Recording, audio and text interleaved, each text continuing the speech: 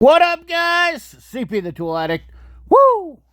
This is going to be my Mac Tools final video, and I thought instead of you looking at me, why don't we look at some Mac Tools and just talk about why I became not a distributor. Give me something to look at other than my ugly mug.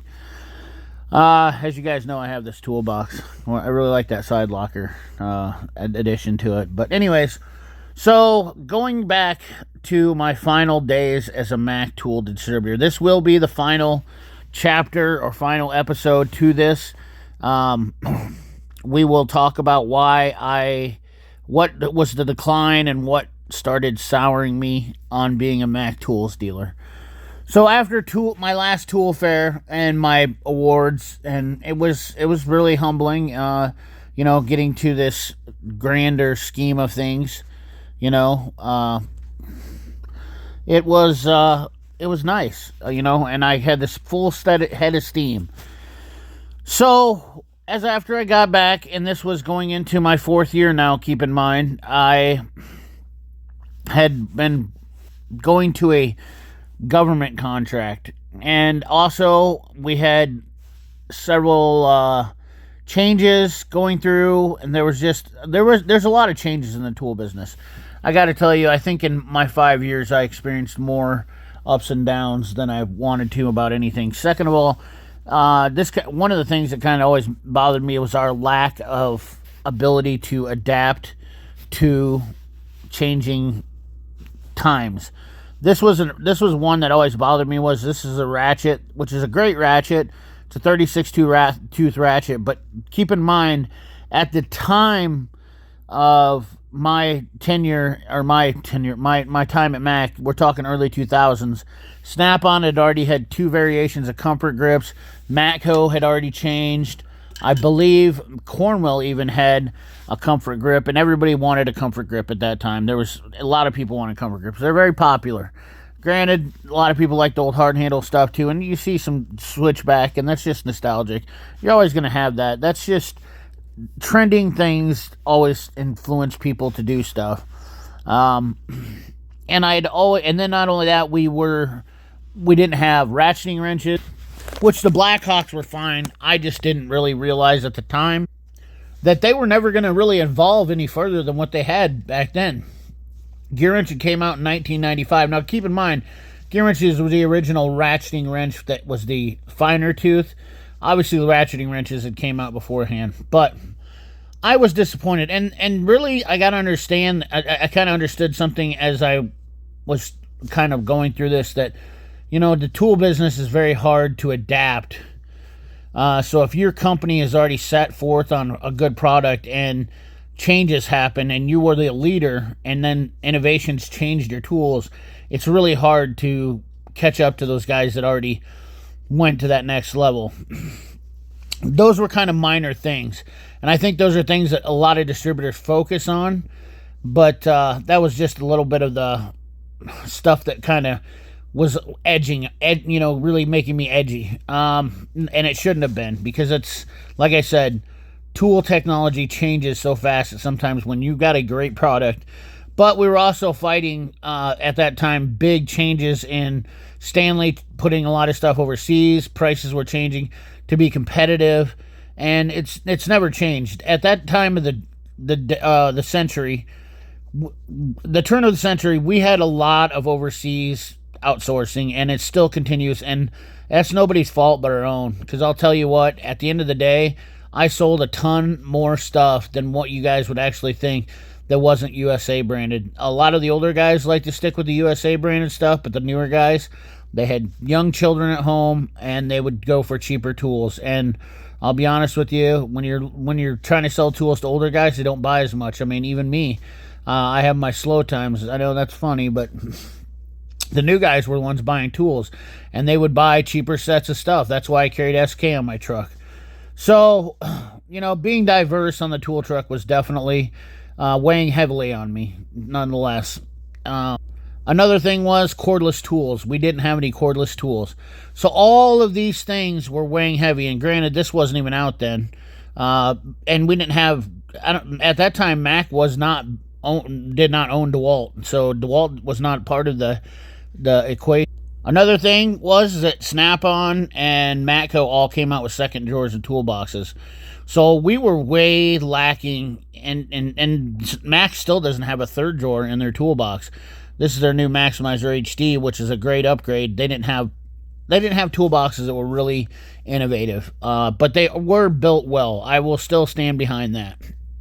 In fact, they didn't have a second drawer in the Maximizer, which was really not impressive. But the Maximizer is still a great toolbox, in my opinion, and I do enjoy it. But nonetheless, I digress, because these were not the things that really were setting me apart. These are just the everyday struggles of being a tool distributor, and I think everybody needs to understand that. But the other thing is it wasn't so much the fact that we weren't getting tools, it's the fact that Mac was not listening. And the separation between distributor and corporate level was absolutely ridiculous.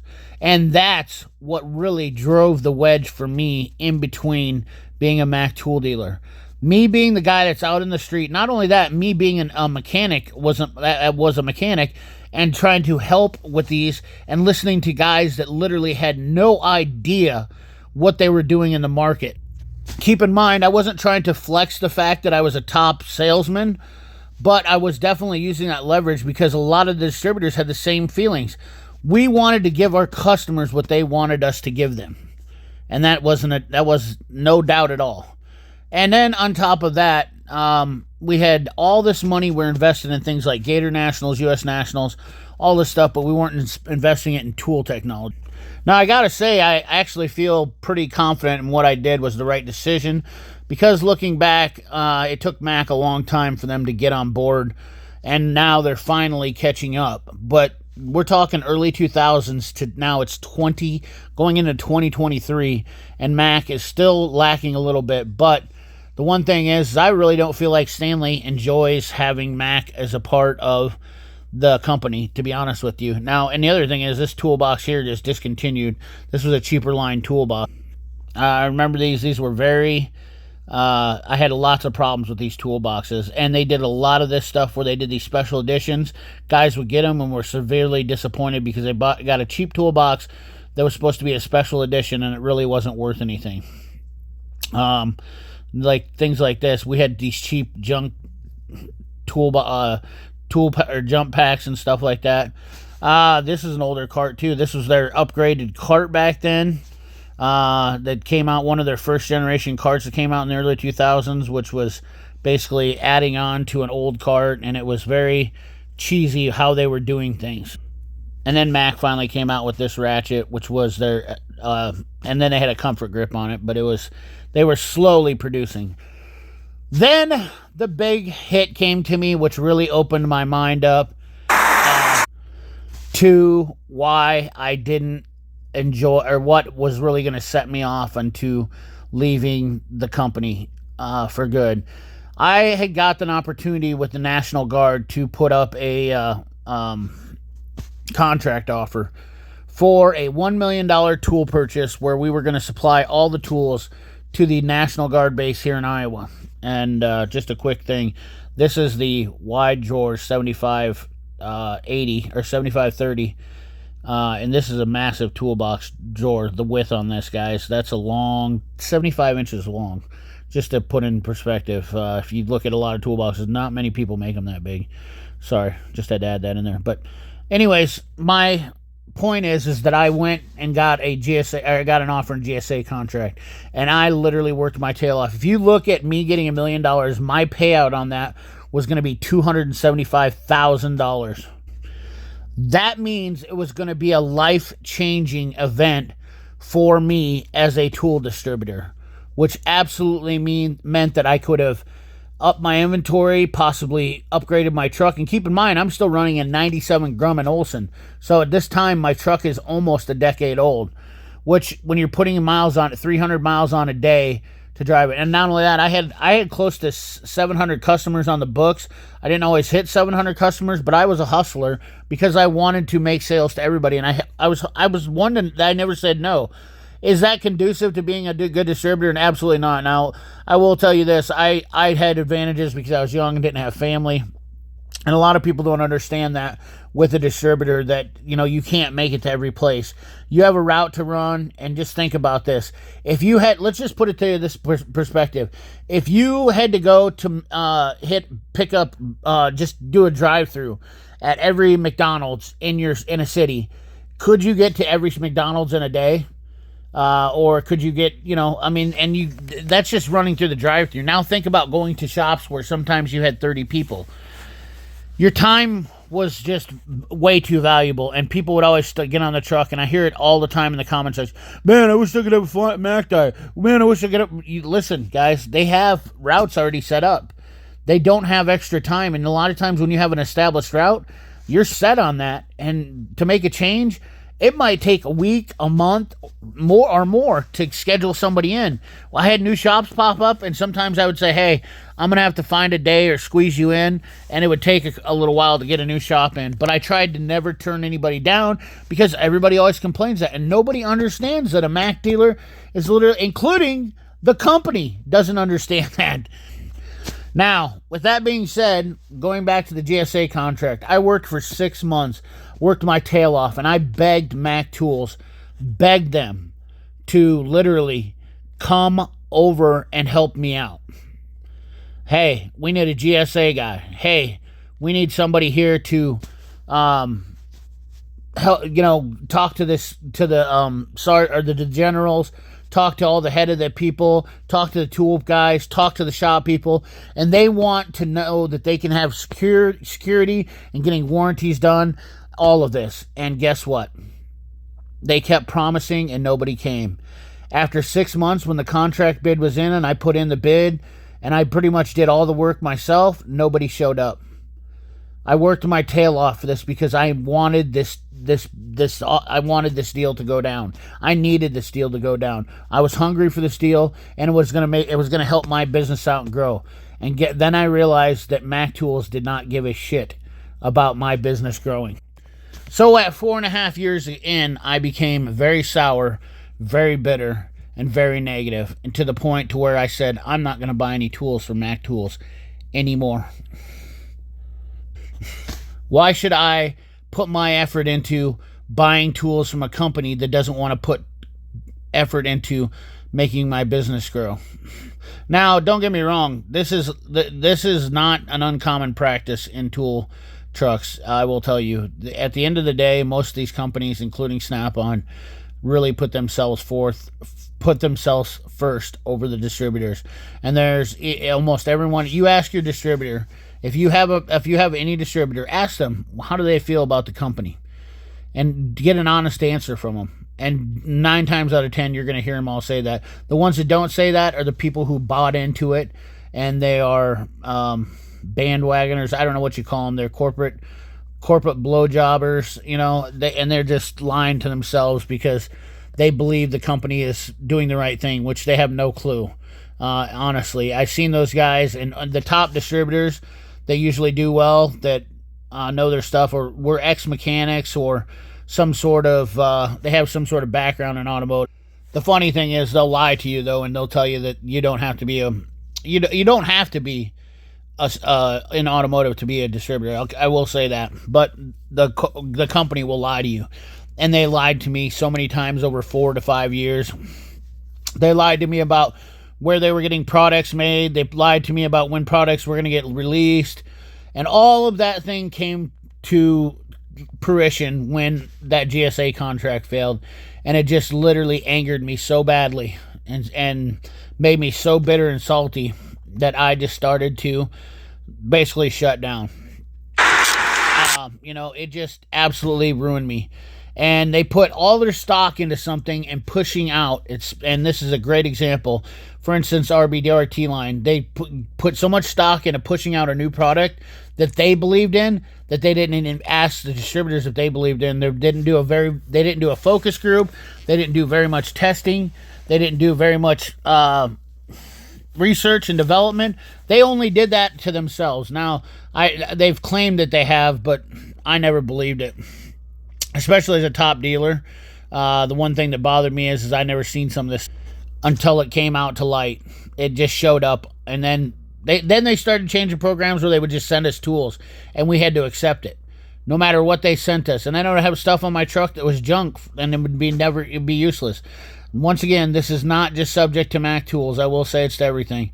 But the one problem is that Stanley and Mac, they have a different business motto than the distributors do. And if it's my own business, I should be able to buy the tools and sell them. But you have to buy 80% of the national average from Mac tools. You are forced to buy the tools from Mac. And sometimes that means buying shit that's junk.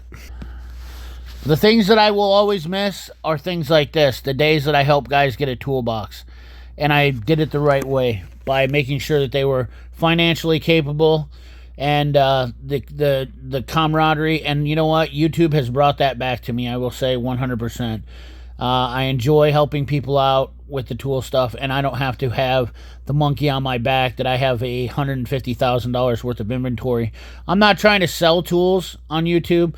The one thing that I enjoyed about the tool route was meeting people, talking to guys, talking about tools, because I have a love for tools. And that's the one thing that is absolutely worth it becoming a distributor. Is this the worst company to work for? No, you can make it however you want to make it. You just need to understand these negative aspects of this thing before you get into it. But going in and seeing people that you enjoy talking to and knowing every day. And I never ever tried to sell a tool to anybody. I swear to you that on my life. I only showed people stuff because I thought it was cool. And that's exactly what I love doing about this shit on YouTube now, is that I get to show people stuff. It really is a secondary thing for me. I don't care if anybody buys what I'm showing them. I just want people to look at it and say, hey, oh, that's cool. That's a win for me. That really is all that matters to me. If I wanted to sell tools, I would open up my own tool truck and then keep doing my YouTube and then say, hey, buy this off my company store. That would really be the smart thing for me to do, and I have no plans of doing that. And I really didn't care about selling toolboxes after a long time, too. I will say that. The one thing is, big misconception about things is people think that selling toolboxes is a big deal. It's a badge in a shop, but it doesn't generate profit. My biggest sales that I ever made were the sales that I made on $10 to $20 items, and I can tell you that those were absolutely revenue generators, because usually guys would pay cash for them, and I had no overhead left in it, so I wasn't footing a bill for a tool that I owned, and then having to basically make interest on it by getting a payment. And I didn't charge interest, but I'm saying, let's just put it to you this way. If I bought a set of wrenches and it cost me $400 and I sold them for $550 and the guy gave me $20 a week, I still have that money that I'm holding, and it's very little interest, especially when your profit margins is only 30 to 35%. So that's the downfall. That's the pitfalls of being a tool dealer that people don't understand. That's my money on the street. That you're holding. It's basically like me giving you $100 bill and you giving me $10 a week back on it, no interest. And we have to do that because Mac charges us money, and there's too many hands in the cookie jar. So all in all, I would love to go back, and if I had a choice again, I would probably try to go with Mac or Snap-on. I honestly feel like they're pretty good choices. I would really be interested in Cornwell, but I do know the struggles with Cornwell too. Every tool dealer, every tool company has a struggle, and the future of a tool truck is really something that's up for discussion, to be honest with you. But at this time, I would never go back to being a tool dealer. I think it's one of the hardest jobs in the world, and there's so much to it that people just do not understand. Chasing people down that don't want to pay you, dealing with the company. It's just an absolute pain in the ass. So with that being said, guys, if you have any questions, please let me know in the comment box. This was a long one, but this is the final Mac Tools Dealer, part number 6. I will not be making anything more about it, but I will answer questions at sometimes in videos. If you guys have any questions that I don't answer in the comment box, I might answer in the video. But I appreciate you guys watching, and I hope you enjoyed this. I hope that you have a great holidays, And remember, like, comment, share, subscribe. Ring that bell. Remember, keep your hands dirty and your money clean. Thanks for watching.